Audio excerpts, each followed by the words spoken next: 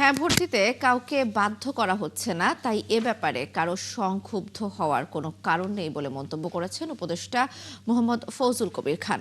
সোমবার মানিকগঞ্জ সরকারি উচ্চ বিদ্যালয়ের মাঠে গণভোটের বিষয়ে ভোটারদের মাঝে সচেতনতামূলক প্রচার কার্যক্রমে অংশ নিয়ে তিনি এ মন্তব্য করেন।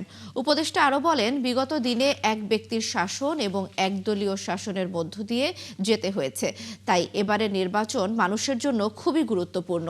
এক ব্যক্তির এবং একদলীয় শাসন থেকে মুক্তির জন্যই এই আন্দোলন। অনুষ্ঠানে জেলা পর্যায়ের বিভিন্ন দপ্তরের সরকারি কর্মকর্তা, গণ্যমান্য ব্যক্তিবর্গ এবং বেসরকারি সংস্থার প্রতিনিধিরা অংশ নেন।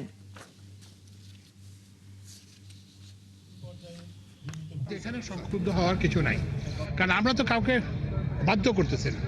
আমরা কাউকে বলতেছি না যে আপনি না ভোট দিতে পারবেন না, অথবা আপনাকে কাউকে বাধ্য করছেন আপনারা হ্যাঁ ভোট দিতে। কিন্তু আপনি যেটা যেটা আপনাদেরকে বললাম সেটা হচ্ছে যে এটা আমাদের প্রত্যেকটা সরকারের একটা ভিত্তি থাকে। এই সরকারের ভিত্তি হচ্ছে তিনটা, যেটা বললাম: বিচার, নির্বাচন, অবাধ সুষ্ঠু নির্বাচন, আর হচ্ছে সংস্কার। এবং এই সংস্কার করার জন্য এটা